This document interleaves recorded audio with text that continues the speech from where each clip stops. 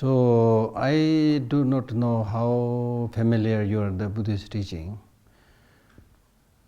You need to understand the Buddha's teaching in the context of two major features. The two major features are Buddha has always been emphasizing the need to have a harmonious development of, I call it, head and heart. The Buddha used the word compassion and wisdom. And to make it easy to understand, I call it combination of head and heart. Dil or dimag ka santulan. ठीक है ना? So that is not only the crux of the teaching of the Buddha, but I personally really see it extremely important. Because even if you have wisdom, meaning even if you have a lot of knowledge, including academic knowledge and expertise and so forth, but if you don't have that compassionate heart, the sense of responsibility towards people in general, and especially people who are suffering, then the education, knowledge you have, it's really unsure where it will take. You see, in Tibetan Buddhism, we give an example of puchung tagu le kyomba. That means making a small kid ride on a wild horse. If you make a small innocent kid ride on a wild horse, the small kid will not be able to handle it. You see, so there will be casualty. Or in today's time, we can say it's like putting a small kid on the seat of, driver's seat of a rocket. It will be a disaster. So if you have knowledge, expertise, but no feeling for other people, no concern for the goodness of everybody. And in fact, it is because of this shortage, in many forms, in many ways we are suffering today. Mainly not so much about lack of knowledge. Knowledge, we have a lot kind of knowledge. I don't know what kind of knowledge, but we have a lot of that. But the good heart, concern for other people's well-being, which is actually for yourself, that is not there. So the two must be developed. Wisdom, meaning knowledge in general, and especially understanding the ultimate reality of law of nature. So in that sense, we can relate that to any field of knowledge, especially science, which explores as much as possible, although it is only in the physical world, but at least it is exploring to see the subtlest reality. So in Buddhism, that reality basically means interdependent origination, interconnected reality. And once you understand that interconnected reality, you will be able to very clearly see how closely you are connected with other people, with the environment, with other animals, with the whole cosmology. And it is interesting to see that even this English word, individual, comes with the meaning that you are just an indivisible part of the whole. We even forget that meaning, you see, that simple meaning. So normally when we are a little bit well off, because of education, because of some expertise, we forget that we are part of the bigger whole. And we think just about ourselves and forget the rest. And then we suffer, you see. If the bigger part is suffering, you will naturally suffer. So therefore, compassion or loving kindness, supported by wisdom that sees the reality. And in fact, the more you are able to see the reality, the more you will develop loving kindness, compassion, and so forth. It will be almost like an automatic thing. So when we talk about reality, we are talking about shunyata, emptiness, which is difficult to understand, but which basically means interdependent reality in a very subtle sense. And once you see that interdependent origination, naturally you will feel sorry for other people. And through that understanding, you will know how fragile other people are, or everybody is, how transient, how impermanent. So there's no room for hurting each other, hating each other. And that's why the Buddhist teachers, they say you don't have to kill, they will die. And those of us, so-called leaders, what are we doing? we are making powerful destructive nuclear weapons to kill us many times over. How stupid, right? So that is wisdom uncontrolled by sense of responsibility, and that actually we can't call it wisdom, a superficial knowledge. If you have that wisdom, wisdom comes not just through knowledge but experience, right? So these two are the crux of the matter, right? Now, when we talk about developing that wisdom, understanding reality, this is so important because we all want happiness. And happiness also not for 1 day or 2 days, but for a long, long time to come. And I have asked this question to many people, asking, you want happiness? Everybody says, yes, sir. Then I ask the second question, saying, for how many days? They smile, just like you are smiling.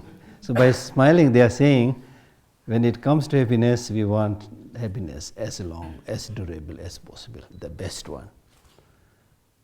And that wish to have long-lasting happiness is not something we learn from any particular religion.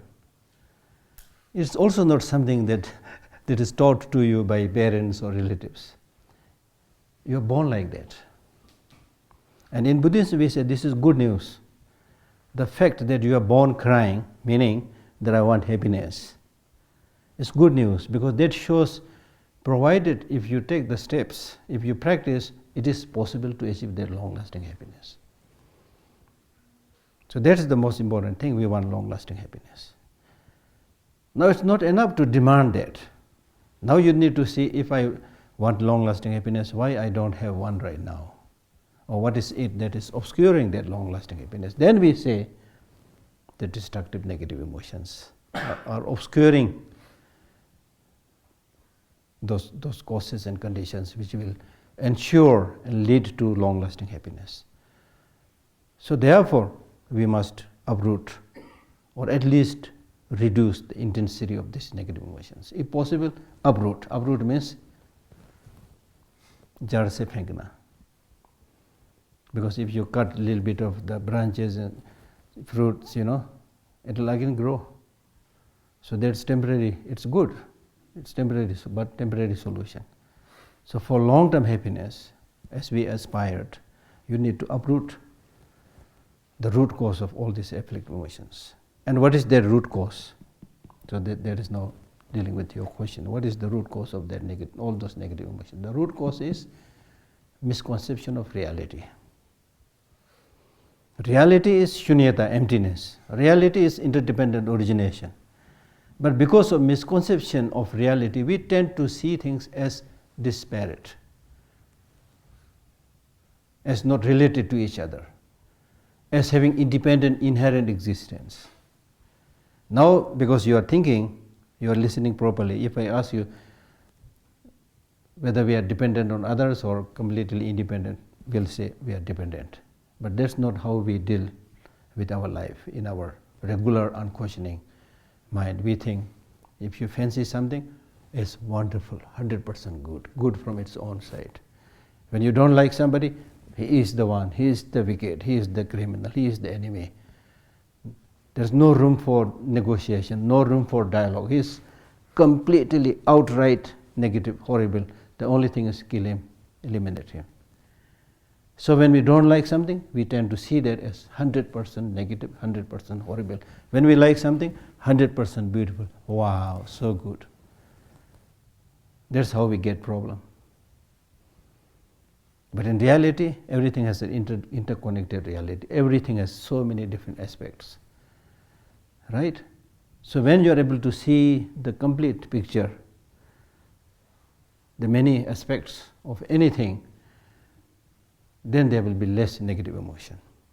So therefore, root cause of suffering is seeing things as having inherent independent existence. Now please come with one example which you can say this is one which has independent inherent existence. I'm not asking from the Buddhist perspective, because in Buddhist perspective there is none. But from scientific perspective or any other worldly perspective, if you are able to come up with one, let me know. whether it's your emotion, Death. Net, dying. Dying happens due to causes and conditions. Nobody dies without any cause and condition. So it's dependent. Right? It's dependent. Either you die because of overeating, or you die because of less eating, or going to wrong place, whatever. There are 100,000 causes for death. So it is dependent on causes and conditions. So there's nothing that has absolute, independent, inherent existence from its own side. So we need to come to conclusion to this.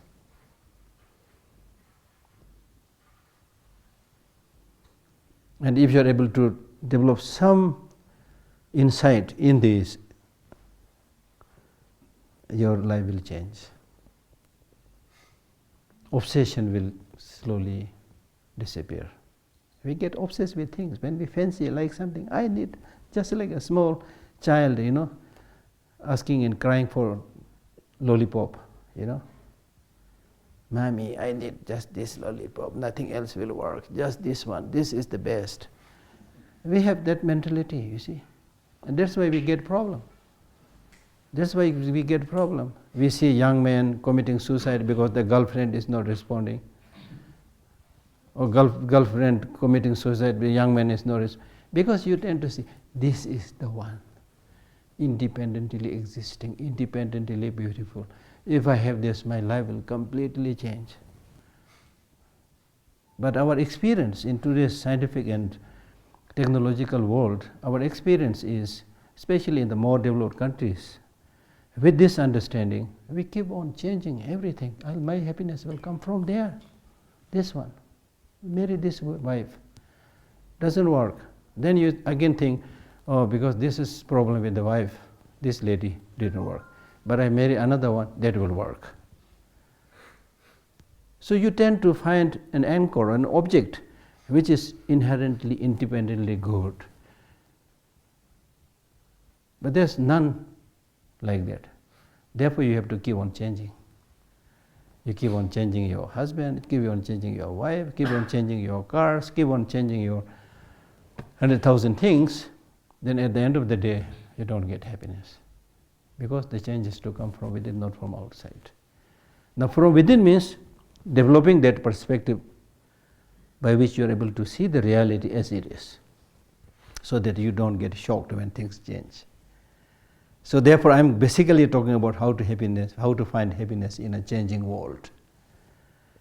When everything is changing, how would you sustain yourself? And there is a possibility. One thing that doesn't change is change itself. If you understand that, you will work accordingly. Just like a great swimmer, according to the waves, you swim, you cross the ocean. Right? So what I'm really trying to see is, now you need to see, as I told you, the root cause of all the afflictive emotion is misconception of reality, which is seeing things as having independent, inherent existence. From there comes strong likes and dislikes. When you like something, you get obsessed with it, you develop strong attachment. When you don't like something, you want to reject it, you develop hatred, disliking. So hatred, attachment, these are some of the top destructive negative emotions which really affects our life. There are many different types of negative emotions, but these three, ignorance, which I said, misconception of reality, then attachment, and then hatred or anger, especially hatred. These three, we call it three poisons in Buddhism. They are like the army generals of the host of other negative emotions. You watch any movie to confirm that. Watch your life or watch any movie. Indian movie, American movie, any movie, the two predominant themes in that movie is either violence or sex. That's the depiction of our life. And these two, which represent attachment and hatred, comes from ignorance, lack of knowledge. और हम लोग सोचते हैं, we think that if these two are not there, strong, hatred and anger or attachment and sex, if it is not there, then we think life is dull, life is colorless. The movie nahi banega. Then you can't make a movie. Movie must have these things. That's not only what we show in the movie, but in our real life also. If you have this, then you have some job to do. Without this, you feel life has no charm. अरे क्या कर रहा है, अभी तक शादी नहीं किया, बोलते हैं ना वो लोग. Are you wasting your time? People are saying things like that, right? So anyway, now let me give you the definition or description of negative emotion. Negative emotion is that any emotion which when arises in your mind leaves you agitated, perturbed. That's called negative emotion, which agitates you, perturbs you, makes your mind turbulent. That's negative emotion. For example, we all have this experience. For example, anger. How many are here who would say that on such and such occasion I become very angry, so I really enjoyed the day? कोई है? नहीं है ना? There's really nobody. Nobody, right? That's very clear. When you get angry, blood pressure increases, you get headache, you are unable to say things properly, you are unable to even see things properly. Big problem. Even if you are lying on a very soft bed, still you will not get sleep, you will keep on changing your sides. We all have that experience. Attachment. When you develop attachment, especially excessive attachment, obsession, it destabilizes you. I want this. You see, if I'm standing like this, I'm stable. But when I obsess with something, when I develop attachment, you immediately move towards that object, lifting your feet. It destabilizes you. So one thing that I want to really share, although there are so many things to talk about, you do an experiment. As you mentioned that there are a lot of scientists and other academicians. You do an experiment with the positive emotions and negative emotions. Which one is better? Not from Buddhist perspective, but as as a secular thing. Negative emotions are narrow-minded. They don't have a solid foundation, solid reason. For example, when you develop hatred, how it is narrow-minded. When you develop hatred or anger with somebody, you tend to criticize only that person out of many causes and conditions which is normally there for any event. But you will pinpoint to just one. He is responsible. She is responsible. Because it's narrow-minded. You want just one target. And then with the ordinary attachment also, it's narrow-minded. In ordinary life, we make this big statement by saying, I love only you, no one else. Don't we say things like that? As if this is a big statement. The Buddhist teaching says, love everybody. And you are saying, I love only you, no one else. I mean, of course, in a different sense, but still, they're very narrow-minded. You see? So when you develop this kind of negative emotions, it makes your perspective narrow. You develop tunnel vision. Okay? Then even when small problems happen with that small, area, you tend to see it as if it is unsurmountable. सिर्फ मेरे ऊपर क्यों हो रहा है? बोलते हैं ना हम लोग. When you get a problem, you stand thinking, why me? Why me? The right question is, why not me? Right question is, why not me? Everybody gets problem, everybody gets sick. There are ups and downs in everybody's life. So when you get that problem, don't get shocked, don't get surprised. Why not me? We never say this. Instead we say, why me? Why God has done this to me? वो भी बोलते हैं हम लोग. ठीक है ना? So, because you think just about yourself. Now it is scientifically found that people who make lot of self-references, I, me and mine, they are prone to all kind of illnesses, including heart attack. Because when you develop this very narrow-minded tunnel vision, it really strangles you, it really suffocates you. We all have that experience. When you develop like anger and other negative emotions, breathing भी problem हो जाता है, नहीं होता है? जब गुस्सा हो जाता है हम लोग बोलते हैं पिछले बार भी आपने ऐसे बोला, आज भी ऐसे बोला, you know, last time also you said this time also you said this. You can't breathe properly, you see. So when you develop any of these negative emotions like depression, anger, jealousy, hatred, you even get difficulty in breathing, you see.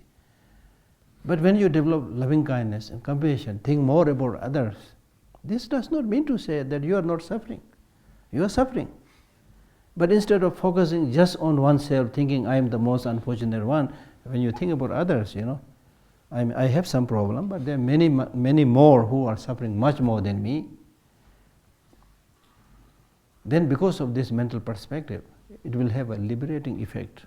So therefore, when you develop loving kindness and compassion, it opens the inner door. It really has a liberating effect on your body and on your mind. Then you get happiness. But that's not how we think. We think that happiness and peace will come from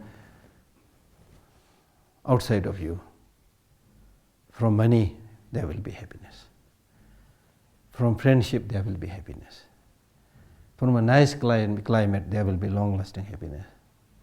So we keep on searching that happiness in different directions. We never find one because you are searching in the wrong place. You are searching in the wrong place. I'm not saying you don't need these things, but these are small, minor contributing factors. But we are talking about long-lasting happiness, not fleeting pleasures. So what we are running after today is fleeting pleasures, not even happiness. Fleeting pleasures means pleasures that you get through enjoying the sensual objects. All these big shops and malls, they came up by seeing your weakness, that you are addicted to the sensual objects. Then say, चलो इसको बना लो, वो आ जाएगा, सब लोग आ जाएगा, सब लोग mall में आ जाएगा. They'll all come to the mall. Just produce all these things. They'll all come there, and you go there, and you get further entrapped. Right? So just by, I'm not saying don't enjoy those things, but if you see these sensual pleasures, these fleeting pleasures as source of your long-lasting happiness, then that is a misplaced hope. And look at today's education system itself. It's all tailored for short-term benefits, short-term quick push-button enlightenment, push-button success. Long-term koi nahi. Education today means literacy, which means reading, writing, mathematical calculation. There is no sense of human flourishment. The real education is human flourishment, which is so beautifully told by this Sanskrit word guru. Gu means ignorance, ru means remover. Remover means Guruji will only remove your hurdle, ignorance. Guruji is not going to inject his knowledge into you. You need to flourish. Guruji will only help you, but you just show your inner talent and work and flourish. Just like if you want to become rich and you come to me for a loan, I can give you a loan, but that not necessarily make you rich. Loan lekar bhi phir or you get more indebted, you see. So just giving, talking, teaching, without letting the child grow is just giving a loan.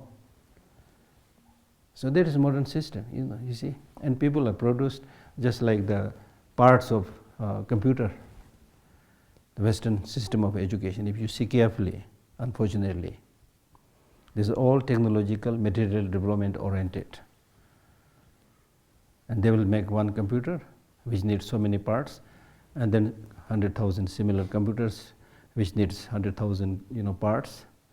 And this computer will go any part of the world. And when that computer goes wrong, you need to send the same part anywhere, to Norway, to America, to Russia, anywhere, the same part. And in classes also, people are produced more or less something like that. Isko company ko chahiye, he has that. He's like a computer part, he has that education, go there, fix there. Apna flourishment, the individual flourishment is not very much there. I may be wrong, but this is how I perceive. Right? So either we stop saying that I want long-lasting happiness, Or if you really want a long-lasting happiness, then that has to come from within oneself, not from outside.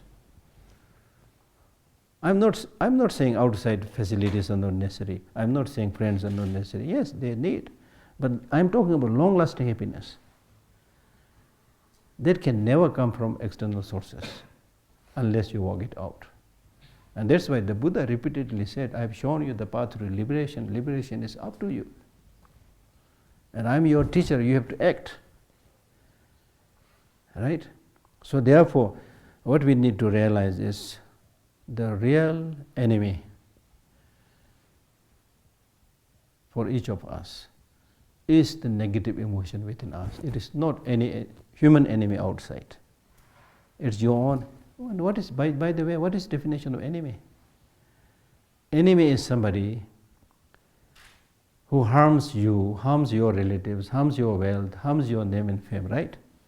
This negative emotions does not only that, but does it so effectively. We don't even notice that they are our enemy. When I talk about the negativeness of anger, jealousy, everybody says yes, yes. But when I myself get angry, then I will never say my anger is bad. Then I'll say my anger has some justification. That's the problem.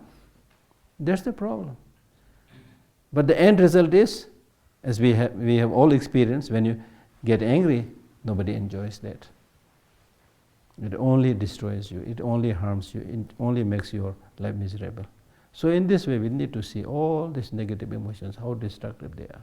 If you really want long-lasting happiness, or even durable happiness, even more reliable happiness, if you want that, the moment you reduce the selfishness, thinking only about oneself, and if you reduce that misconception of reality, these two things, self-centeredness, thinking just about oneself, and misconception of reality, these two are the biggest hurdle for our achieving happiness.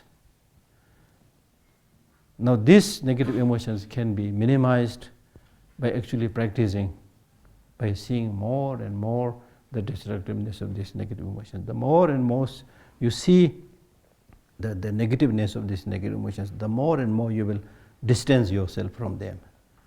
Then you will be happier and happier. Right? And if you don't do that, okay, you make a lot of money, you live in very nice shiny buildings, but still not be able to sleep properly. Right? That is not something that I'm just fabricating. It is happening right now in this world and with people who are highly, highly rich. So therefore the Buddha said, self is the protector of the self, no one else can be the protector. Self is the enemy of the self, no one else can be the enemy. When it comes to enemy, always our fingers are ready to pinpoint to somebody. As I said, what do you mean by enemy? Those who do destructive things to you, and how many times you did destructive things to yourself because of negative emotions. So therefore, many of the past Tibetan teachers, they say, I have only one job as a practitioner, and that only job is to fight with these negative emotions. And they personify these negative emotions by saying, even if the negative emotions are so strong that they throw me physically down and I'm under the weight of these negative emotions, there's nothing much I can do, only thing is just scratch. I'll do that scratching. Never ever I will submit to the dictates of negative emotions. So that kind of determination has to be there. Otherwise it will not go away like that. Because we are so strongly addicted. Habituated is my idle word, so I use the word addicted with all these negative emotions. I call them die-hard habits. They'll not go away like this unless you make some effort. Because we have this very ugly tendency, because of misconception, that anything that belongs to you is good. Baki sab jhoot hai, galat hai. You may be very stupid, but still you think I am the best. You see? That's why before proper scientific innovation, people used to believe Earth is the center of the universe. Not because they were able to clearly see Earth as center of the universe, but Earth is the one on which human beings live, and human beings are so important that therefore Earth has to be the center and the rest must go around it. That was the stupid idea, you see. Now it is proved, heliocentric, not geocentric, you see. This is just one small example of how much damage you can do by this kind of unenlightened, negative, egoistic way of seeing things, right? So, whatever religious practice you do, I think that will make sense to fight with the negative emotions, right? Although I know many scientists, or probably scientists, they say emotions are emotions, there's nothing positive, nothing negative. All emotions are necessary. So you have to think about this, whether how far this is true. But it really looks like gradually, the tight grip on this kind of statement, all emotions are necessary emotions, the tight gripping by science is now a little bit loosening. Because now, for example, when you talk about this dopamine and oxytocin, earlier it was dopamine, fight or flight response. Now oxytocin. No, dopamine is now not so good. Okay, don't talk much about it. Oxytocin, you love everybody, not with attachment is better. They are saying these things like that, you see. But we don't have to just relate to Buddhism or science. Just use your common sense. Which one is better? If you're really, really happy, and if you really think long-lasting happiness will come from negative emotions, go ahead. It's our right to do that, you see, but it doesn't look like that. Okay, so I spoke more than needed. Okay, so some questions, please. Yeah. Whoa, ready to attack. Yeah. My question is, I understand that negative emotions are very harmful. Yeah. I thoroughly understand and I want to get rid. Yeah. But the problem is I feel helpless when I try to witness the negative emotions.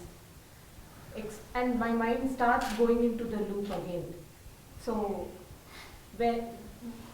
how do I get over it when I'm putting an effort and I'm feeling each time?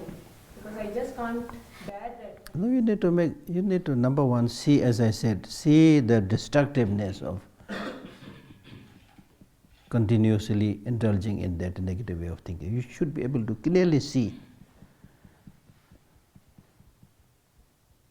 the fact that you are not able to take strong stand and practices. There may be many reasons. One reason is that you are not able to clearly see its destructiveness. For example, if in front of you I open a packet of poison and then I put it in a glass right in front. Ye poison hai, dekh raha hai na? Are you seeing? This is poison, okay? So I'm putting it in a glass. Okay, please drink. He will not drink. Please drink. None of you will drink. Why? Because you are sure this is poison. It will kill me. Whereas with anger, jealousy, we don't have that conviction. It will not kill me. This will go. You see. That's the problem. So you really need to see. For example, take anger as an example, and see how destructive it is. Not as it is explained in the text, but in real life situation. The amount of killing that we are doing today in the world, probably at this very moment, in war zone countries and also in other peaceful countries, killings are happening. So all because of anger or other negative emotions. So you need to see this very clearly. Then you should also see how destructive it is for your health. Everybody wants good health. Good health will not come only by stretching, exercise, jogging. Some years back I was invited to an army camp, Tibetan army camp in Dehradun, that area. So they were smartly dressed young Tibetans, with army uniform, hundreds of them there. Stupid me standing there, supposed to be giving a talk. But then before the talk, I asked some of the leaders, what is the state of ethics, behavior of these young people? Then I heard that many of them take drugs. फिर मुझे मौका मिल गया. Then I got the opportunity to speak. Then I said, अंदर से sir रहा है, बाहर से खींचने से कुछ नहीं होने वाला. Human beings are as stupid as that. You see, inside it's rotting, because you take drugs and, you get intoxicated and excessive drinking, things like that. And then outside the rock climbing, the stupidity is so obvious. And in our ordinary civil life also it is happening. Why? Because we are believer in things that we can only touch and see, feel and smell. That's why we run after sensual objects. And which are not the field of sensual objects, which we don't directly see, we tend to neglect it. ठीक है ना? And that is why we take care of our body at least. Wash several times, feed several times, then some jogging exercise, gym, so many things.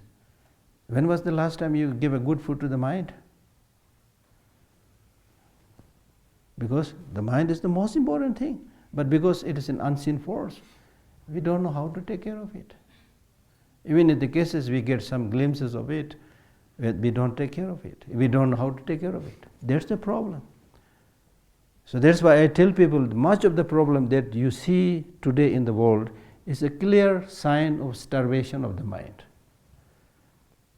सदियों से खाना नहीं खिलाया उसको. And not only that, even in terms of physical body, you see only the skin outside. Inside में क्या है? We hardly pay attention. And what is most fragile is hidden inside. ठीक है ना? In the modern system of packaging, anything that is very fragile, it's packed very nicely. Then on top of that package, they will write a letter saying, handle carefully, fragile. So we are packed exactly like that. Outside looks good, but inside all the fragile things, the lungs, the kidneys, the intestines, सब कुछ, most fragile things are inside. And we hardly think about it, and then throw everything in the mouth. चलेगा सब, डालो. वो नहीं चलता है. नहीं चलता है.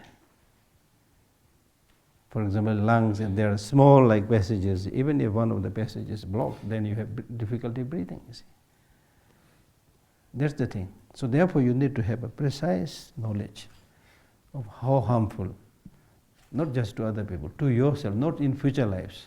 Okay, in Buddhism we talk about many future lives. That's different. In this very life, you don't need to follow just the Buddhist teaching. Read some of the scientific findings. How good or bad anger is. अभी लिखा है बहुत. Even in terms of money. I was reading a book published in America where they said because of anger, billions of dollars are lost in a year because of anger. Meaning killing each other, road rash, accident, billions I'm saying. So a country which engages in strong, negative emotions cannot flourish. Cannot succeed. In our own country, India, like many, there's not exception, other countries also, when people engage in corruption, कमर तोड़ के रख देते हैं. This is all because of negative emotion. Right? So you need to see that more precisely, how bad it is for you. And then even after knowing that you want to do it, then it's almost like committing suicide. जानबूझकर छलांग मारना तीसरी मंजिल से. Yes. You said that the main problem is starvation of mind. Yeah. So how do you feed your mind? How do you what are the tools? I told you, I give you the tools, compassion and wisdom. Similarly, non-attachment, contentment, loving kindness, all those positive emotions. So if you say that you don't get attached, so yeah. For example, someone near to us, dies, so you do not feel Exactly. This is a good question. So attachment is not a solution. Having no attachment does not mean you should not look after. This is how people misunderstand. People think if I do not have attachment to my wife or husband, I cannot love her. No. When you have attachment, you think you have lot of love, but that is blind love. That is business love. That's why you get divorced. When you have that attachment, blind love, then you say, basically you are saying, I love you so long as you love me. The moment that person acts a little bit differently, you change your love, and then gradually divorce. The loving kindness that is taught in Buddhism is, it doesn't matter how people behave. It doesn't matter whether that person, I know that person or not, related to me or not. The fact that person wants happiness, do not want suffering, therefore I should take care of that person, just as I take care of myself. I take care of myself not necessarily because I am very special person, professor or scientist or anything like that. The reason I take care of myself is I want happiness, do not want suffering. So, you believe that everyone is born differently, right? Exactly. Some basic personality. Exactly. Some are born more emotional, sensitive. Exactly. Hence, more likely to have temper issues or anger issues. Exactly. Some people have a different personality type. Exactly. More calm. Yeah. So, are we saying that it is easier for some people Yeah. to surpass negative emotions? For Yeah. some, it is difficult, and some are born that way, Yeah. that they just cannot surpass negative emotions. Yeah, no, I'm not saying that. But I'm saying is, yes, there are different emotions. For some practice will be easier, some will be difficult. But in Buddhism, it is said emotions of anybody is not in the basic nature of that person. However strong the negative emotion may be in that person, but it's not in the fundamental nature of that person. So that means it's temporary, adventitious. They are temporary, they are adventitious, they can be removed. Just like dust that is collected on a mirror. Okay? You can remove that dust and then it will shine out. So it's only a question of making effort. I'm not saying all are same, but it's only question of making effort. The more you, just as today you are very heavily stuck in that negative emotion, but the more you get habituated with positive emotions, you will get habituated with the positive emotions also. One really good news is there's nothing that will not become easy if you practice it. Nothing that will not become easy if you continuously practice it. So you can change. Yeah. There's so many stories to support that. Yeah. Yeah. You just said husband, wife, and I love you, and it Mm. doesn't matter. Mm. We should love everybody. Hmm. So I'm wondering, when somebody is planning to get into a relationship Hmm. and get married, Hmm. should somebody just go marry anybody, or should we seek compatibility? I mean, No. so how That's- should we approach marriage? So although you should think bigger, but you will not reach big like that. So here, think globally, act locally applies.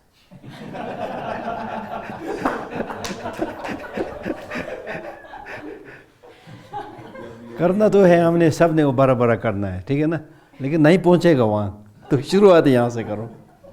You marry somebody and love really nicely, unconditional love.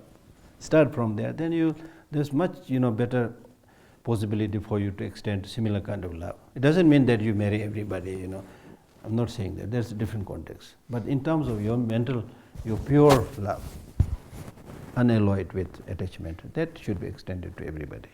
ठीक है ना? Yeah. Okay? Yeah. Yeah. Him. Yeah. So in Tibet situation also, Yeah. kind of expanding it to that. Yeah. You've had a past where you've had countries like China, Yeah. kind of taken your space and Yeah. kind of tried to destroy the way it operates. Yeah. And there is a lot of opportunity Yeah. for Tibetans to feel negative emotions, Yeah. kind of react a certain way. Yeah. So how do you deal with that? Because it's kind of an ongoing thing, and it's kind of There are two ways of doing it. One is the usual ordinary way, because they expelled us, they did all those bad things to us, we should also do, hijack the aeroplane, as much as possible, put an explosive in the Chinese embassy. That is the usual way. Will it solve the problem? Not only Tibetans, this has been happening many places. What did it bring? It doesn't solve for it. Huh? There will still be some anger or. No, it's a stupid peace of mind. Temporarily, if I kill you, if you are safe for my enemy, I kill you, then I think I had, killed my enemy. Then your brother will come to kill me. Your sister will come to kill me. And then from Buddhist viewpoint, the future lives, you will have to experience the negative consequences. So many things are there. So there will be endless cycle of violence. Okay? It's not easy to practice, but the best way to practice is, this is too big, really. Now one, like when we say Tibet is invaded by China, where is China? Who are those people who invaded Tibet? It's not the majority of the Chinese. They are not the policy makers. It's primarily the leaders. The leaders will change, right? In China itself also, the Chinese leaders are mistreating their own people also. Their own Nobel Peace Prize winner died in prison. It's not only with Tibetans. When negative emotions are there, they do all the bad things to everybody who tries to challenge them. But is this the solution? Is this the right way? How long China will succeed by following that kind of path? It's only a question of time. It's only a question of time. You see. So that's why, look at Russian Revolution, look at French Revolution, so many revolutions. Most of these revolutions are revolutions through bloodshed. How much we have achieved through that, killing each other. Now His Holiness is therefore talking about a revolution of compassion, through compassion. We need to see everybody on this small blue planet, blue earth, as one family, you see. In the long run, even if, let us say, Tibet gets independence, Tibet and China are related to each other. They're the same border. So how can you keep on fighting each other? How long? If you today win something through violence, there's no solution. Temporary solution maybe. You're winning temporarily, not long term. And then next time I get opportunity, I'll rematch. So is this what you want to continue? It doesn't look good saying these big things from me, but people who have that vision, like His Holiness Dalai Lama, they consider everybody as, one family. And within one family also there are many troublemakers. So does that mean to say that even in your family, if there's a troublemaker, shoot him? We were talking about anger as a contributor to a lot of internal problems and things like that. There are situations where we can easily say that when I got angry about something, it was not relevant. Yeah. And it's okay, I can basically deal with it and I can get it out of my system. Yeah. So I have reasons for that. Yeah. But there are situations wherein you get angry because of things which have happened over a period of time. So let's say, for example, I'm trying to teach something to someone. I teach it very nicely the first time. I do it again very nicely the second time. But still someone is failing at it. It happens for a long period of time. And then I really don't know the reason why I shouldn't be angry. How do you deal in such I give you the example of the cotton. That person starts thinking you are cotton, so he continues to sit on it. So now on such occasion, as I said, you can be tough. Toughness has nothing to do with anger. Without being angry, you can be much tougher and much more reasonable, because without anger, if you become tough, your mind is still cool. Then you can say the right thing. If you get angry and say something, God knows what comes from your mouth. You will say many, many illogical, unreasonable things. And for whose, reason you have to suffer the consequences. Right? And just a following question, even after being strong, being logical, you make a statement that, you know, this is my final attempt to try and teach something. Is it okay to say that I cannot go beyond this to teach something to someone? No, this depends upon your determination. Many people have this problem, I know, especially business people, you know. Tough business competition where there is corruption and all those things. So here it depends upon your determination. And if you are somebody who is really outright determined good person, then you need to sever that tie. Enough is enough. मुझे पैसा नहीं, कुछ नहीं चाहिए. I'm a human being, I can survive. And then you leave that place. Only very few people can do that. That's the problem. क्या करूँ, मजबूरी है, नौकरी का सवाल है बोल के फिर हम लोग continuously you do the wrong thing. It's me determination नहीं. Okay, thank you. So short meditation, right? Geshe, also I wanted to say that there's a lot of confusion around shamatha, vipassana, and we keep hearing someone is going for vipassana, there are different kinds of meditation. Yeah, I will basically explain, you know, the physical postures, you can do all these postures later on. So shamat means one-pointed meditation. One-pointed meditation. That means not only in spiritual practice, whatever work you want to do, whatever job you want to accomplish, unless you are able to concentrate, you are not going to achieve anything, or you are not going to achieve much. Example that I can give it like the laser beam. If the beams from that laser get separated, scattered, it will not have the power to cut through steel. But when the beams are concentrated, it can easily cut through steel. That's the example.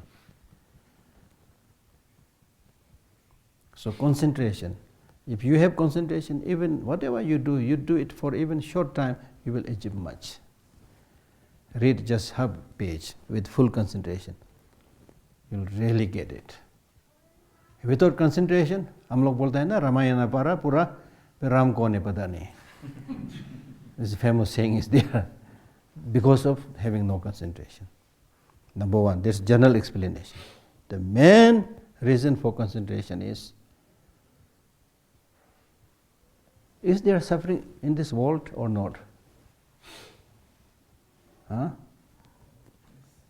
Lot of suffering, right? In your life also, is everything okay? Is everything okay? Be honest with yourself, whoever you are. Not everything is okay. तो okay होना चाहिए हमको. Everything should be okay. Therefore, in order to have everything okay, you need to concentrate. ऐसे थोड़े हो जाएगा. Concentrate. ठीक है ना? So concentration is very important. Number two, when we say concentrate, we are talking about primarily concentrating on virtuous practices, positive practices. We must concentrate because these positive practices like loving kindness, compassion, they are so important. They should not be taken lightly. Cherish them. As you found a big lump of gold, just walking down to the Kotipalli Bazaar or somewhere, you just found a lump of gold, आपका तुरंत concentration आ जाएगा. Then you will know where should I keep it, कहाँ रखना चाहिए, रात को क्या करना चाहिए, खिड़की ठीक से बंद है नहीं है, whether the window is closed, door is closed. Concentrate आ जाता अपना because you are seeing the value of it. So similarly, value love, value compassion, concentration will come. Thirdly, we are talking about developing all these positive emotions to help these countless sentient beings who are more or less overwhelmed by different problems and sufferings. So to help them solve many of these problems, how are you going to solve it without concentration? So these are the big ideas behind why should you concentrate, because your project is so important. But the real solution will not come just by concentrating on one object. That concentration should be achieved through investigation, analysis. So the second kind of meditation, which is called Vipassana means special insight, which means you must gain special insight about the way things are, and that gaining of special insight with the way things are possible not through one point of concentration but through analysis, through observation, through experiment, through investigation, finding things by yourself through using logic, reasoning. Right? So therefore these two things are very, very important. Right? So that is what Vipassana and what Shamatha is about. So you can use these two tools to do meditation on anything. Like with Shamatha, for example, you can do this Shamatha on your feeling, on your body, on your mind. What is the nature of mind? Studying and finding, analyzing. What is the nature of your feeling? What is your experience when you develop positive feeling? What is your experience when you develop negative feeling? Like that. So mindfulness, as we call it, is Vipassana meditation. Okay? So we do just short meditation, watching on your breath, which I am sure you all know how to do it. So just to come down, we do it. This meditation on breathing, in a way it can be very, very effective. In a way it is almost like a beginning, precursor to other meditations. But the good thing with this meditation of breathing is something that you have with you all the time. Unlike a statue which is outside of you. Breathing is something that you have. So therefore, and breathing is related to your life. If you breathe out, cannot breathe in, that's the end of your life. ठीक है ना? So the fact that you are able to breathe out and breathe in is saying that, look, you are lucky. I'm lucky. I'm still alive, right? Pran बोलते हैं ना हम लोग pran. Breathing is pran. It's your life. So you're dealing with your life. And then now scientifically they say breathing through the nostril is really related to the brain. It's the remote control to the brain, they say. So for your brain development also, watching your sensation in general and especially breathing is very, very important. Okay? So therefore we will do short meditation, watching the breathing, counting up to 10. Let us see, if you can't do it, then maybe 5 also. So which means when this one cycle of breathing out and breathing in is counted as 1. So we do it 5, 6, 7, 10, whatever you can do. Okay? Okay? So when yeah. Only the out cycle?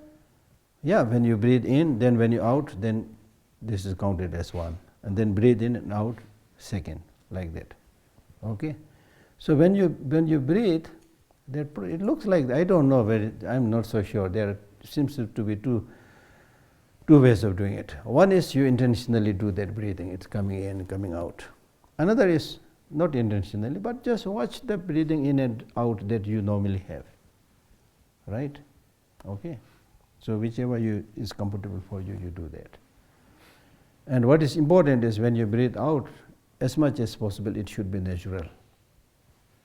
Okay? Not trying to breathe very, very long out and then very, very deep inside. I don't know about that. Maybe natural. Okay? So for that, your right hand on the left and thumbs touch each other, form a triangle, and put it so that the thumbs reach at the level of your navel. Okay, that will straighten your back a little bit, but make sure that you don't become rigid. The purpose of meditation is for relaxation, not for rigidity. And then your two shoulders should be straight. It should not be lopsided on the right. If it is too much lopsided on the right, they say it produces anger. Or too much tilted towards the left produces attachment.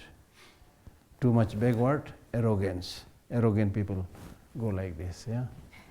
And then too much forward, sleepiness, laziness. Right? Okay. And then your tongue should gently touch the palate, This will help you not to let your saliva fall if you do a little bit longer meditation, and it will also help you not to get thirsty, right? Things like that, okay? And then what? The backs should be straight, but as I said, not rigid. Okay, and then your mouth lips should be in a natural position. Your eyes should be a little bit gazing down.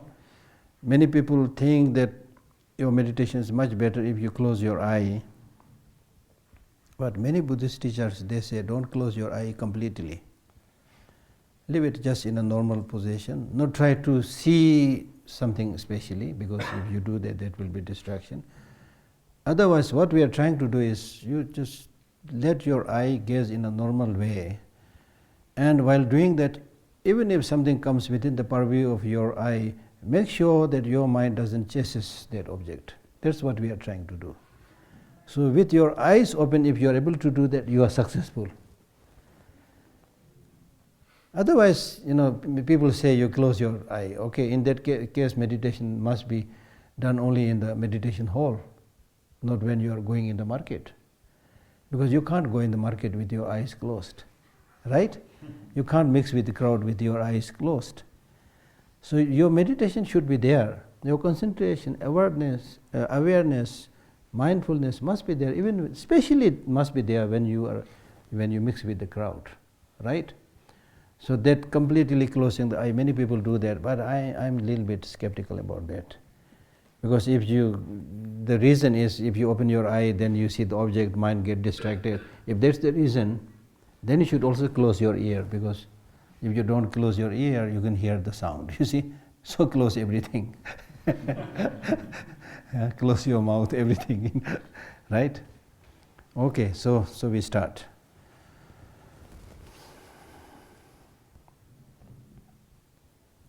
Okay, I'll start with this.